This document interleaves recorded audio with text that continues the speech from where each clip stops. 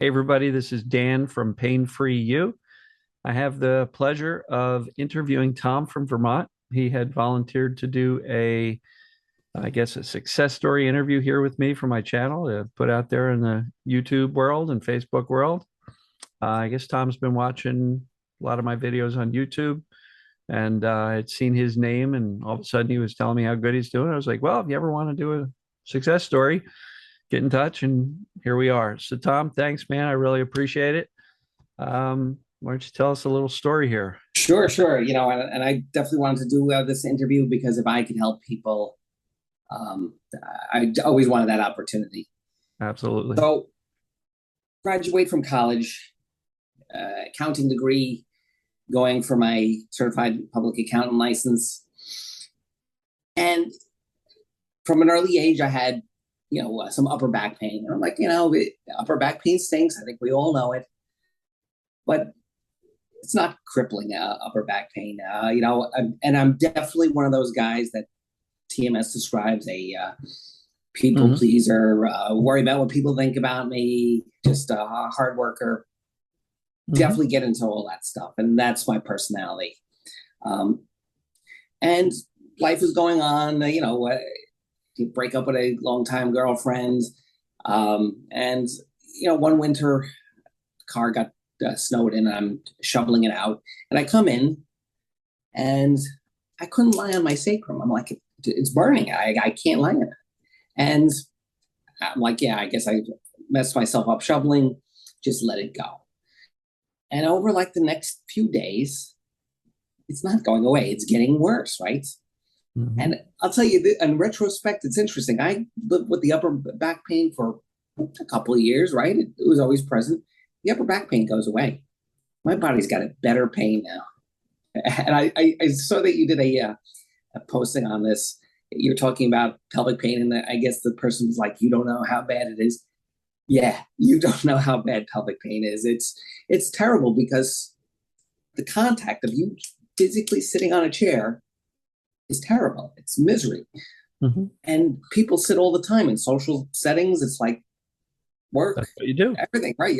So yeah, I'm like, you can't sit, and somehow I'm just getting through it every day. I'm still a young man with a career, and it's actually amazing. Like, I found somebody, but I find my wife or my future wife, and she was like so positive. Like, you grin and bear it through a couple of dates, and then you like tell her out, listen, this is what's going on, and she's like, listen, we're gonna find out a solution for you.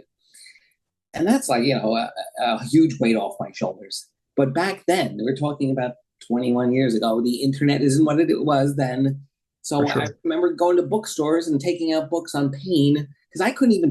I'm going to doctors, and like, you're a young man still. Want to say, like, listen, it's not my lower back. It's between the, you're like a little embarrassed. Hmm. So I don't think I'm doing a great job telling doctors what's going on. Doing the chiropractic thing. No doctors like, there's nothing wrong with you. Scans. And I find this. I forget exactly how I came across it, but they talked about pudendal neuralgia, and this guy in Houston had it, a doctor himself, and he had this whole protocol on how to deal with it. So we jump on a plane.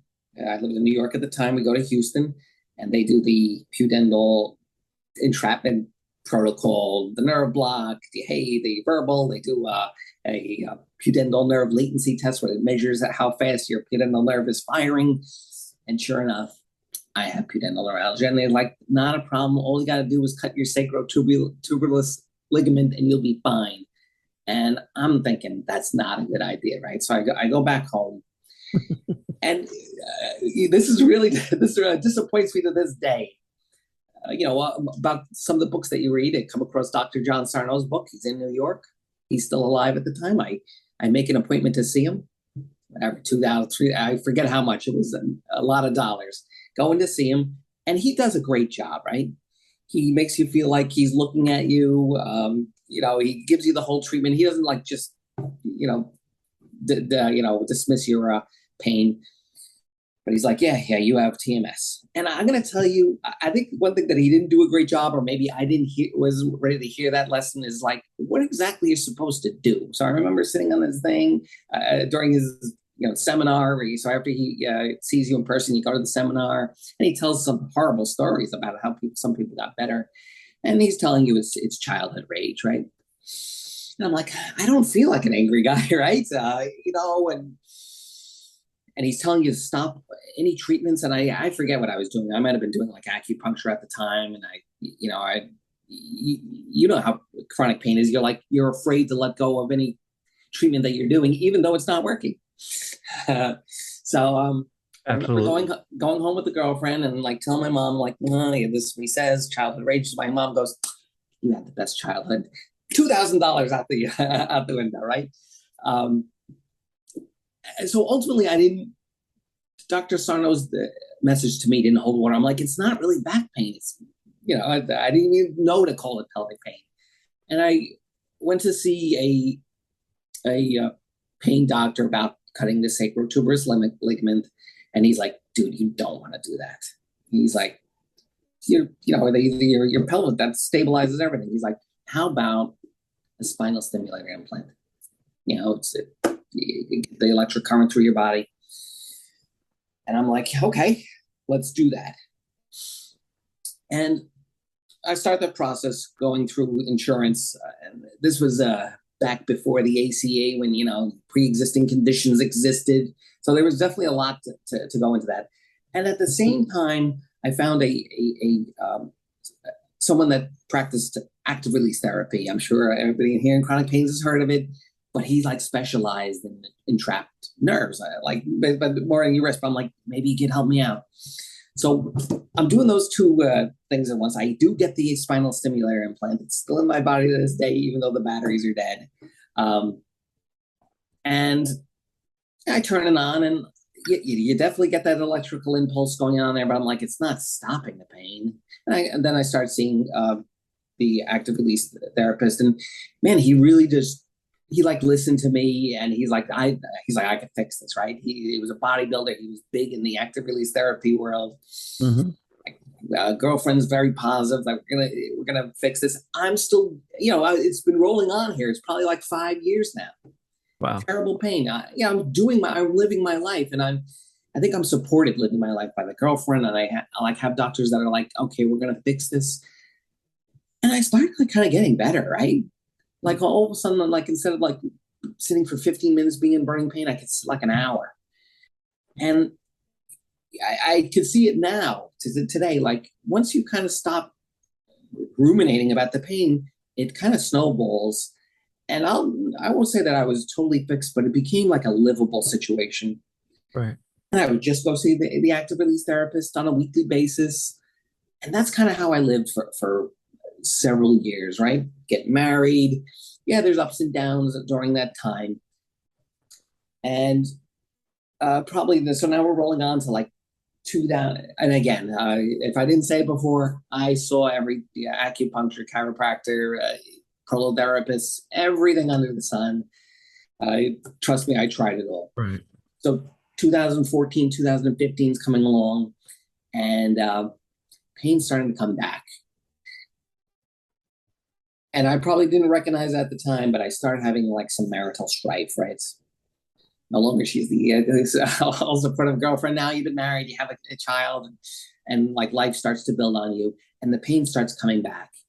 And if anybody has had pelvic pain, they know the pelvic pain Bible, headache in the pelvis, right? So I got my headache in the pelvis book out, and I'm like reading it.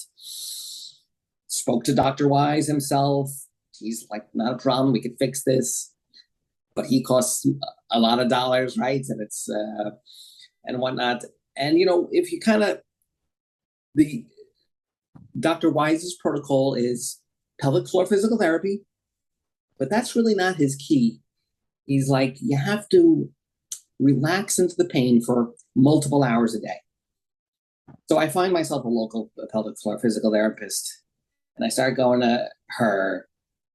And I'm still seeing Dr. Castro, and I'm looking at his concept of relaxing for 4 hours a day. So basically, what he says is, you have the pain, you have to relax. You have to relax into the pain. He doesn't like to call it TMS, right? But he's like, it's people with a high anxiety get this. He says you're basically been clutching your muscles for years. And I don't disagree with that concept. Like when you're in pain, you do self-guard, and you clench muscles that you probably shouldn't be clenching. And his comment is like, if you squeeze your fist for 5 minutes, an hour, a week, by the time you try to unclench your fist, you will not be able to unclench your muscles. So was his theory on pelvic pain. And so I guess I'm listening to it. I'm going to all those doctors, and it again starts getting better, right? But I think you could kind of surmise that maybe what I'm doing Dr. Wise's protocol as he described it, just relaxing into the pain. It's similar to kind of what all the TMS practitioners say. Don't obsess over the pain's going to be there. Don't worry about it. So I'm thinking, even though I'm not considering a TMS, I start getting better again. And I get back to where I was. And again, the pain is ever present. It's clearly always affected my life. It's where we're going on vacation because I can't drive that long. But it's livable. I could sit down in social situations and stuff like that. I'm going okay. So now all of a sudden 2020 comes along, and I forget what was happening in early 2020. Right? We got the COVID comes about. I live in New York at that time. And, millions of people are losing their jobs every day. You have a president that's saying, I'm not going to help a blue state, things of this nature. And, I'm doing my job. I'm like, am I going to be able to keep my job? Are they going to be able to keep all these people? For whatever reason, I don't put two and two together. The pain starts building again, right? And it's as bad as day one. And I'm like, oh my, and I do the exact wrong thing. Even though I knew, like, hey, listen, don't worry, just live your life, go exercise. Mm-hmm. All of a sudden that pain comes back and you get fear builds on you. And you're like, I'm going to not sit down. I'm just going to lay on my side. I'm going to stand up for work all day. I'm working from home. It's not a problem. And that fear really starts to snowball, and the pain is getting worse. I'm seeing the active release therapist 3 times a week. I'm going to the pelvic floor physical therapist like 2 times a week, like more than I've ever done before. And the pain is as bad as ever. Sure. And I get the opportunity to work in Vermont, and the pain is like a big factor. But it was an opportunity to work for the government. I'm like, maybe working for the government 40 hours a week is real, because I'm thinking it's this whole high anxiety thing that Dr. Wise is kind of telling me, right? Mm-hmm. And it's probably the Dr. TMS. So I make the decision to go to Vermont, and I kind of like line up doctors that I could see in Vermont. I line up a different bodywork guy. Like, it's not so easy to find doctors in Vermont because it's a low population state. And I get it. It's acupuncture and that's physical therapy. I'm doing all this stuff. It's not sitting, and the pain is just as bad as it's ever been. And time is going on. It's funny. I hear your people like, oh man, I've been in pain for 2 years. That's terrible. I've been in pain for decades. It's changed my life in such a negative way. Yep. So one of the last medical solutions I did was early this year. I find something on the pelvic pain forums that Botox in your pelvis is the way to go. Oh. So I find a good pain doctor in New York City, and I'm like, he seems to know what he's talking about. Let's do it. So I, again, out of pocket, lay out the money for the Botox. And all I can say is it wasn't working. And I was like, I'm done here. I'm going to have to go on disability or something like that. It didn't work. And I don't know, I forget how I kind of was always aware of the TMS videos. They would always pop up for pelvic pain, right? And I think I started like watching Jim Pruzak, the pain PT. Sure. And like Nicole Sachs comes into that. I listened to Nicole Sachs, and I'm like, she saw Dr. Sarno herself and worked with him. Yep. And I'll tell you, like every single one of the TMS practitioners have a different style, mm-hmm. and they all work, right? And Nicole Sachs's style was where, like, to me, like, I couldn't understand what, or wasn't ready to hear what Dr. Sarno was saying to me. Man, she makes it so clear on what you got to say. So I got it. I watched her 4 videos on TMS. I read her book. It was probably like April sometime. And I'm like, it's a small book, and I took a long time to read it because I'm like, well, if this doesn't work, I got nothing. Right. And I finish her book, and I'm like, okay, I'm going to journal. And I actually debated on saying this, but I'm going to say it because I think it might help people. I also got she's also with Curable, right? So I did $60 a year, fine, Curable app. And the Curable app is nice because it kind of tells you, like, if you like get stuck on what I'm going to do today, what is the Curable app? I'll tell you what's today. But so I'm journaling, and one of the topics that they brought up was self-harm. And I got to tell you, I looked at that and I totally forgot this in my life. When I was a teenager, I used to cut myself. And I started writing about that.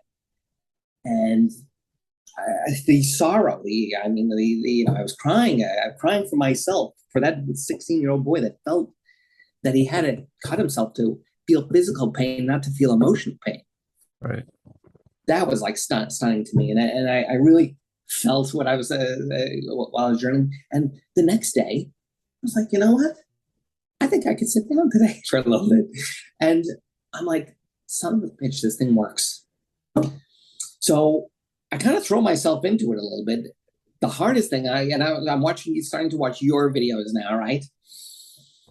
And we all know that you're supposed to stop doing physical treatments. And I'm like, I'm seeing the bodywork guy, and I'm so tied in. So, but I start kind of, listen, they cost a lot of money too. So I start to get rid of some of them, but I keep the bodywork guy. And again, it's no offense to you. I was on Jim Pruzak's site, and I use him for coaching, 4 visits, right? And he's got a different way, right? He's very like, hey, by the way, look at all this scientific data. See the scientific data? Yeah, I see it. These are the studies that prove that this is real, and then this is what you're going to do. And he's a very low key guy. He's not. Oh yeah. No, I know, Joe. Yeah, professional respect. I like his work. He likes mine. We're good.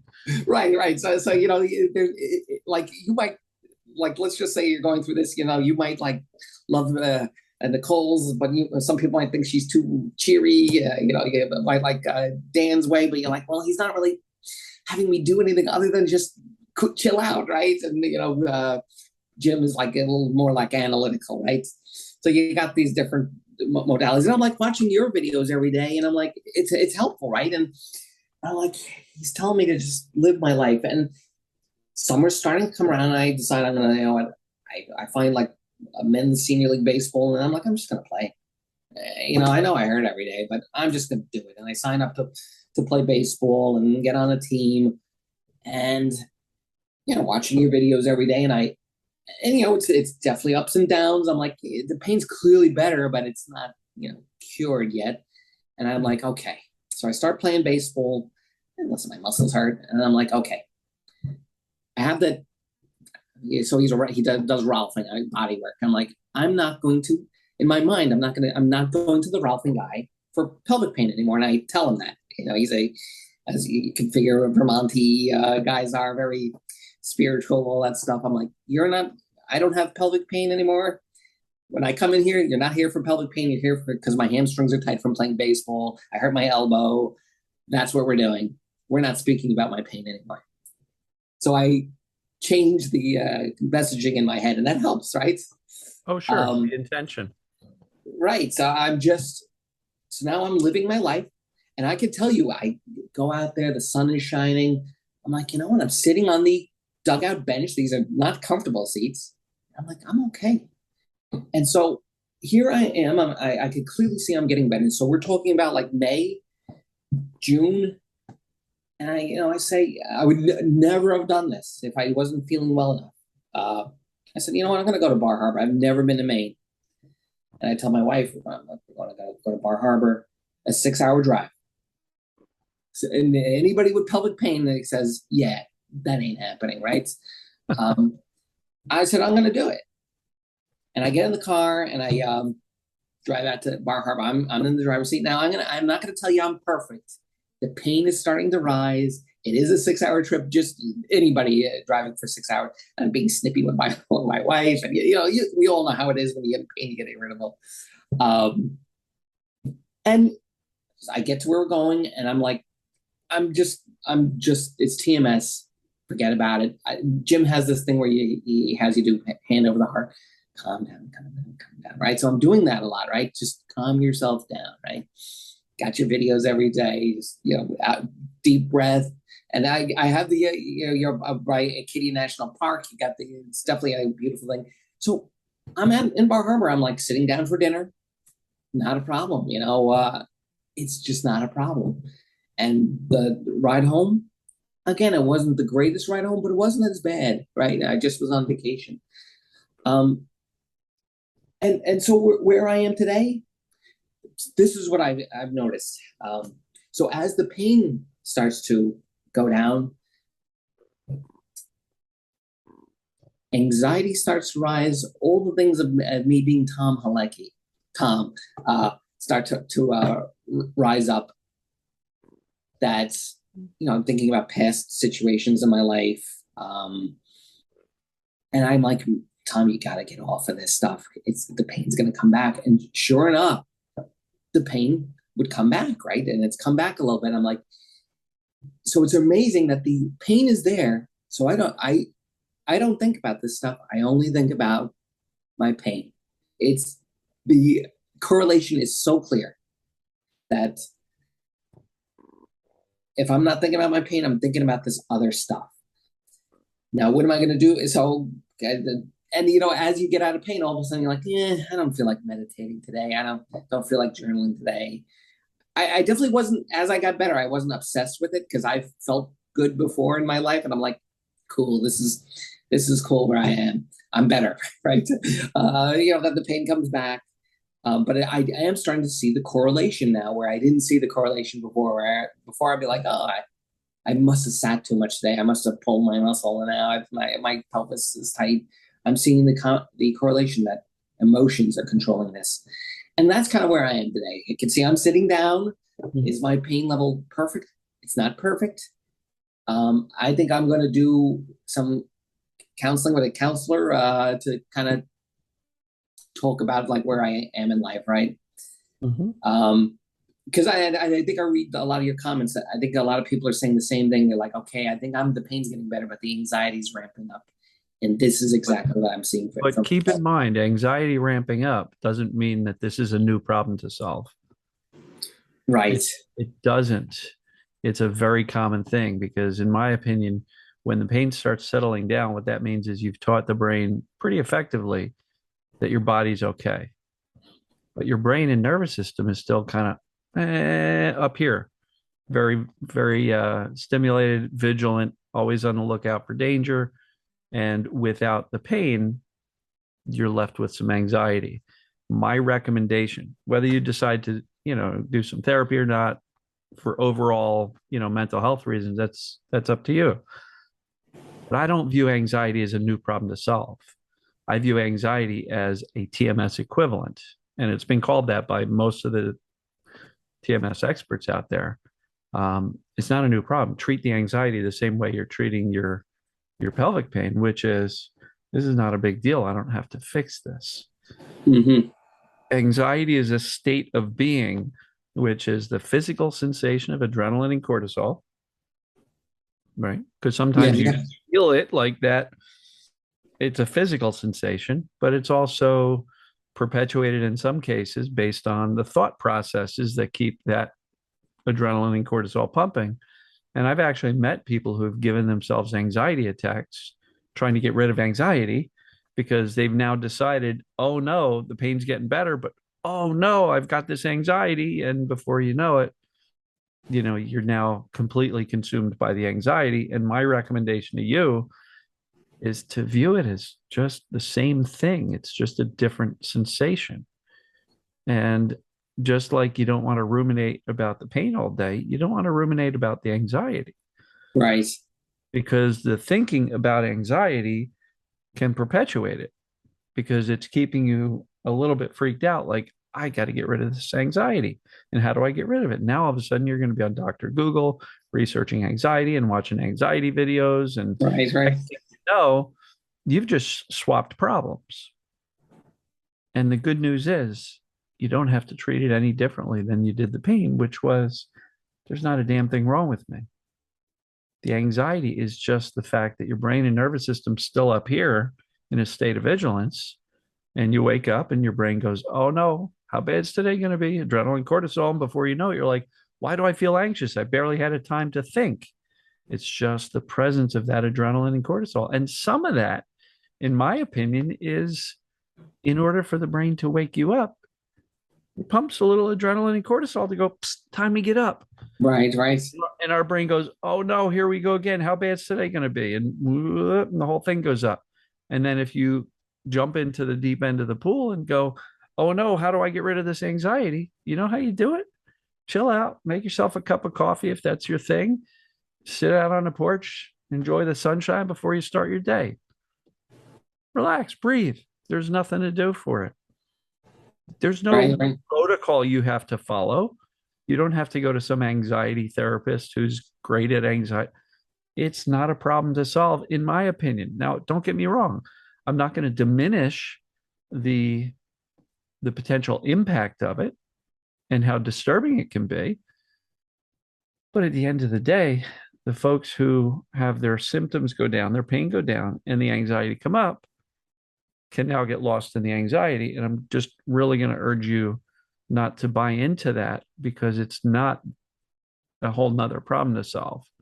right, right, Like, and so that's a coaching, tip for you and for anybody listening. Anxiety is just an equivalent. It's as if your pain went from your pelvis to your lower back. Wouldn't you apply the same exact lack of concern to a lower back? Because you go, yeah, that's TMS too. All right. right, right. I Yeah, like the term perceived danger pain or perceived danger response. Response is anxiety. So while you've done a good job in convincing yourself and your subconscious that your pelvis is fine, the brain is still perceiving danger as, what's it like being Tom living in right. Vermont, Yeah, you yeah. know? And so just same response, literally, same lack of concern. I'm okay. I'm not broken. Anxiety is not a new problem to solve. It's not a mental illness. It's just where you've been. You spent 21 years in and out of pain, mostly in it, and dealing with the impact of that on your life. And now you've got anxiety and you're going, uh-oh. And I'm saying, no, not uh-oh. It's the tail end of recovery, really. It's so common. You're not the only one to find that anxiety comes up. Yeah, yeah, no, I like I said, I was It's a reading. common thing, Yeah, it's which common. means it is part of the journey. Not everybody, but a lot of people will find that anxiety kind of takes the place of the symptoms. Uh, So And kind of what I I'm hope I'm that helps. seeing is, I- and I think Jim kind of the pain pathways, right? They're there, so I could easily, and I see this in myself. I could easily bounce in and out of pain because it's like I think you kind of said it about the speaking another language, or I liken it like riding a bike. I haven't rode a bike in a decade. I promise you, I can ride a bike. Go Of course. outside, ride a bike. Those pain pathways could be reestablished in an instant. And yeah, I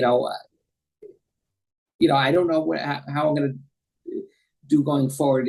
I know that I should probably meditate a little bit every day because it's good for you. But these are the things. It's funny when you feel like a little bit better. I'm like, yeah, I'm not going to journal. I don't feel like. So let me just share this with you. All right. And this is turning a little bit into some coaching. Pain pathways, they can reactivate in a minute. The only reason they reactivate is because the brain is perceiving danger. Sure. You know, like the very first time pain came about, the brain was perceiving danger and they created. So I don't like the story that the pain pathways have been there for 21 years and they're just always ready to go. That's not a very helpful story because if you can give the brain better data, better information, so they can make a different decision and not fire the pain signals, yeah, the brain's always capable of turning on pain, but it doesn't have to if it doesn't perceive the danger. So there's not a darn thing wrong with your pelvis area. I mean, you've been to every doctor, had every treatment, and the presence of pain is not an indicator of the condition of your body whatsoever. It's a it's an indicator that the brain still is perceiving some danger. And you're doing way better, which means you've done a great job of saying to the brain, there's not danger. We're okay. And the brain every once in a while is like, yeah, but oh, Exactly. marriage thing, oh, this thing, work stress, oh, Right, right, financial stress, right. oh. Right, right, And right. periodically you'll go to the Rolfing guy and he'll start working on that area, and your subconscious brain goes, yeah, I remember all this. 21 years. Yeah, we probably still have a pelvic problem. And, you know, you don't necessarily need body work to let your body recover from baseball. You need a day or two and your body will Dan, I'm relax. an old man. You're not an Like, old man. You're probably younger you than know, me, man. pull the old hamstring there. The elbow's killing me. But Yes, doesn't the body heal? it does. It If does. you truly pulled the hamstring, the body heals. Yeah, yeah, yeah. Or it's TMS, the brain Right, perceiving danger. Like, oh, geez, you stretch to get that ground ball, and your brain goes, oh, careful with that old man hamstring. right, right, right. How old are you? 49. Okay, yeah, you're calling yourself old man. I'm 57, Yeah, so yeah. So I started this when I was I'm not 28, listening to this 29 old years man old. crap. There, there's another book with the Dr. Wise thing. This is a professional author. He wrote a book. It's called Teach Us to Sit Still. It's by um, Tim Parks. He also was dealing with pelvic pain, and he writes about his journey of pelvic pain. And he just did a book cure. He got Dr. Wise's thing, and Dr. Wise's thing is just relax, right? If you think about it, it's the kind of the same message. And like, so he started just relaxing. It wasn't working. He would go to meditation, seminars, and like all of a sudden, like if you read his book, you're like, I don't actually know exactly what he did to get well. He just let it go, basically. Let's talk about Dr. Wise's theory that the pelvis has been contracted for years. Right. And the key is let the muscles relax, right? Yes, that's basically it. We're going to relax your muscles. Which is no disservice to him, but that is a physical treatment to try to relax muscles. Right. Why are the muscles tense in the first place? Because you're the brain is anxiety guy, right? Danger. Yeah, yeah. The brain is perceiving danger. You get pain, and now all of a sudden, the brain perceiving danger because there's pain guards. It tenses. I walked like I was a robot for well over a decade. I had 13 years of pain, and I was so guarded and tense. And literally, like if I bumped into the wall, it would, spaz, and just tension is a protective mechanism from a perceived danger. So the tension in your pelvis wasn't the problem. That was the result of the brain perceiving danger. And yes, maybe through just practice of relaxing and just, look, if you're going to meditate and relax for 4 hours a day, your brain will feel safer. Right, right. I like to go right to the cause because he's still focusing on the muscle, which is still saying, I got a body problem that I have to fix with this 4 hour long impossibly long. Who's got that much time to focus on? Let me relax the muscles. Look, if you can teach your brain that there's no danger, the body naturally relaxes. I had back spasms in my lower right, which pulled me out of alignment. I believe you're right. His theory's working with some people because some people are able to say, you know what, I'm not going to care about the pain anymore. Right. Because that's really what it wants you to do. Is just accidentally they're coming across exactly right danger. Right. But for the people listening, I didn't want them to think, oh, I've got pelvic pain, so let me go buy this book. And right. I'm going to focus on relaxing the muscles.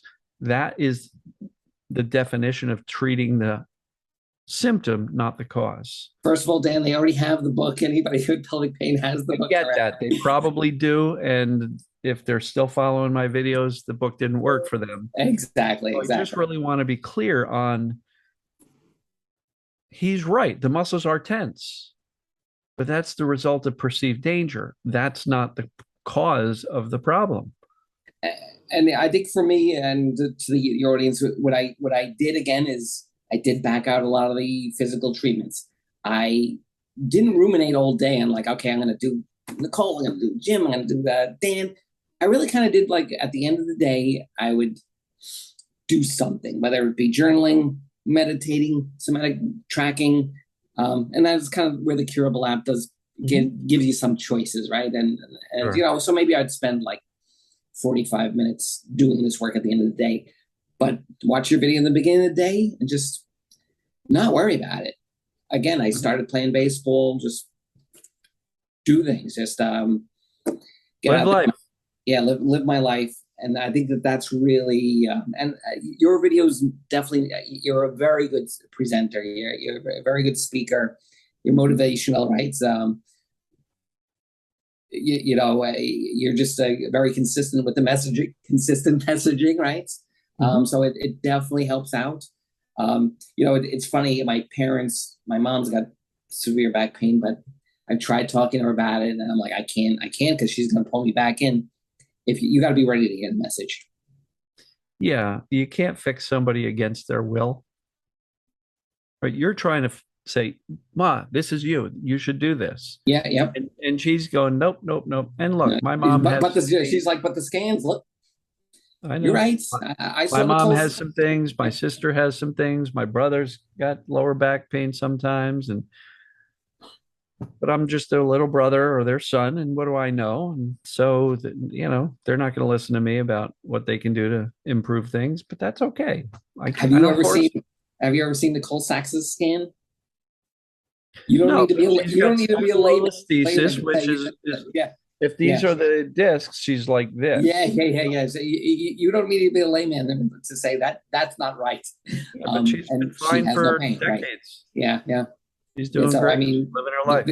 just because you have, and I think that was Doctor. I do remember with Doctor John's Sarno's message, like, listen, you take 100 people, you scan, do an MRI on all of them. 70 of them are going to have some sort of physical problem with their discs, and only 15. I'm just making up numbers. Only 15 of them have pain. Why? Why don't the other 40, 55 people have pain? Yeah, and I've got studies where it's like at my age, 66% of the people, two-thirds, two out of three are going to have abnormalities. And this is scans of people with no pain. So asymptomatic, two-thirds of them still have abnormalities of the spine. At Right. my 57.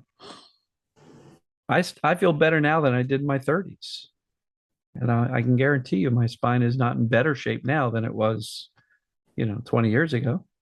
The thing that really bothers me today is I saw the man at 30 years old, 32 years old.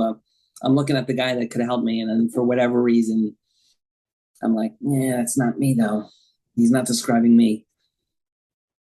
It's But not yeah, that. Yeah. 20 years ago, you realize in a journaling session that, you had that cutting stuff going Yeah, on at yeah, yeah, 16. yeah. So I mean, So you and your mother were both in denial that there were some challenges. oh, absolutely. So No offense. yeah, absolutely. To again, people do that, so you don't want to feel the emotional pain. Physical pain is better. That's the thinking there. And so and I agree with you. Like, is everybody gonna have that breakthrough where you're like, oh man, if I could think of that thing when I was But 12 years old. if it was truly the break, yes, you got to benefit from it, and you started to feel better as a result of that emotional awareness. But you still weren't out of the woods. No, no, not at all. So it's not just about emotions. It's about all sorts of perceived dangers, relationship stress, family stress, physical body, like worried about that. Am I doing too much? Am I doing this? You have practitioners working on you all day, every day. You're going, yeah, it's TMS, but fix my pelvic floor. And the brain's going, well, he keeps working on the body, so it must be a body thing. So you better be careful. Don't sit on that hard chair. You get to the restaurant, you got a booth with a cushion. I don't want the hard wooden chair. And You know, I've ditched my cushion. Yeah, any pelvic pain guy's got the cushion. Ditch but the you cushion. get it. Like, Yeah, so all of that perpetuates the brain's perception of danger. yeah, So TMS by definition means there's nothing wrong with you. The and entire thing is based on the brain's perceptions, yeah. not accurate If damage or issues. if you understand, again, Jim's a little bit more on this. If the amygdala is this area in the brain that's causing Mhm. this. The amygdala doesn't is not a rational thinking part of your brain. It's just like we got to get ourselves to safety here or Mhm. not, right? It really doesn't say you can't talk to the amygdala and say it's okay. It's just a 4-lane highway. We'll get on. We're in a safe car. Whatever your concern might be, the amygdalas are just like, I don't feel safe. We got to ramp up the pain. Mhm. Yeah. And I talk about the progression of recovery, and I talk about it that learning is the first step. It's like, what the heck is this TMS stuff? What is it? Understand it. Understand it's created in the brain. The body's okay. And then doing the assessments and figuring out that this is exactly what's going on with you is all part of the learning. But once you've got the learning, that's probably not good enough because, as you said, the amygdala, subconscious brain is still going, my job is to keep him safe. I don't care what he's read and learned and, you know, what Dan says on the videos. Yeah, I'm not convinced he's safe yet. So you take this stuff that you've learned, and now you have to teach it to your subconscious brain. Well, how do you do that? By actually how you respond when you notice the symptoms. That's how you start to teach the subconscious brain that you're okay. Because if the subconscious brain is going, whoa, whoa, whoa, danger, here's a pain, and you go, whatever, I'm okay. Hey, brain, cut it out. I'm all right. And then you focus back on life. Over time, your subconscious brain is going to say, I guess he's okay. He's not concerned. So the subconscious, shouldn't be concerned either. So you take what you've learned, now you teach it, and you live. And it's iterative because sometimes you got to go back to the learning. Sometimes you got to go back to the teaching. And it's a process that's like this. It's not linear. There's speed bumps along the way. There's ups and downs, but you just keep on reminding yourself of the stuff you've learned. And you don't just tell your brain, hey, brain, I'm okay. It's just TMS. That only goes so far. Show it that you're okay by how you behave when the symptoms take a turn for the worse. The self-assessment definitely, I think, is a helpful thing, right? I recall, I'm like, okay, I did Nicole's thing, the read her book. You can't keep advertising for the assessment. I'm like, I'm going to do it, right? And you come back, I have TMS. I'm like, well, maybe I didn't answer. I'm even more conservative with my answers. I'm like, well, maybe that one could have been a different answer, and still came back as TMS. Mm-hmm. It's definitely like you're like, okay, this is what I got. It definitely was like a factor in me saying, okay, yeah, this is TMS. Sure. Gotta jump into it. Yeah, I mean, you've got all the proof in the world when you say, you start ruminating on some emotional stuff, and all of a sudden the next day you're hurting more. It's like, It's how much crazy, more clear can it be? crazy. You didn't fall off a chair and land on your butt. You just started having some emotional experiences, and your brain went, uh oh. And I'm telling you, when I say pain gone, like for several days, gone. I mean, like nothing. Mm-hmm. Did the Bar Harbor trip. After the Bar Harbor trip, gone for several days. Like I have a stand You sit know desk why? You know why? vacation. Well, Felt not good. just vacation, but also the confidence that you got and the momentum you built by saying, holy crap, I just did this big thing, these long drives, and I'm no worse off for it. And all of a sudden the brain feels safer, so it can go away. Yeah, yeah. So right, that's why I have a stand sit desk. I stand most of my. Now I'm like, I just sat all day, not a problem. So Because there's no problem to fix. right, there's no problem. Carry that belief system into the anxiety. Because again, it's not a huge new problem to solve. If you spend hours a day researching anxiety, you're going to get 85 different conflicting messages. You're going to start going to one therapist to another, and how come I can't fix this? And they're going to go, oh, yeah, you've got general anxiety disorder. Here's your Right, right. label. Here's your label. Maybe you should go on medication. And in the meanwhile, you might have been able to short circuit that entire process by just going, this is a normal part of the TMS journey, and I'm not going to freak out about it because anxiety, it's not pleasant, but it's not dangerous either. It's not harmful to feel a little bit of doom and gloom. Right. And if you don't feed it with more thoughts or fears about, oh no, I really got to get rid of this anxiety, and just be like, all right, I'm going to ride the wave and see where it goes, you know? And I have people in my coaching world all the time that say, yeah, the less concerned I get about the anxiety, the less anxiety I feel. And sometimes I'll realize I wake up and I've got the anxiety, maybe that adrenaline cortisol wake up thing. And they say, well, I just get up and start my day without really thinking about it, without really concerning myself. And like, sure enough, like 30 minutes later, like, yeah, it's kind of passed. If you feed anxiety with focus and fear on the anxiety, you're pumping more adrenaline and cortisol, which keeps it going or maybe makes it larger. So that's a little, free coaching for you here, brother. Thank you. Um, yeah, don't create a whole new monster that you got to chase down because it's really not worth it. And the less significance you place on it, the faster it's going to dissipate as well. Um, so what else? Anything else you want to share for the gang? No, no, no. I listen. I still watch your videos. Maybe if things keep going, maybe I'll do the group coaching sessions. I think it's nice to talk about this stuff with people because it's it's you hate to tell people about your woe, your tale of woe, because Yeah. most people that aren't in pain don't want to hear about it, right? So So what I'd like to do with this is I'm going to kind of position this as a success story slash live coaching because we sure, did do some coaching yeah, here. yeah, absolutely. So it wasn't just go Tom, you did it. You're across the finish line. You're like It's 25 miles on a 26.2 mile marathon. You are so close. yeah, yeah, Seriously, like don't view this as the presence of pain means I'm not better yet. You are so close. You've learned so much. You've accomplished so much in this journey, and much of it since the spring, yeah, yeah. This is and right? 21 years, and like in the past 3, 4 months is where you've really turned the corner in I your would definitely awareness. watch the success stories, and you're like, oh, is he still in pain? Is he still in pain? And some people admit, yeah, I feel a little bit, and I think that's my message. Listen, I'm telling you, I'm sitting down. This was not going to happen in February. That I wouldn't be sitting here for an hour just chit chatting. Yeah. I am so much better, and I think that everybody could get there as well.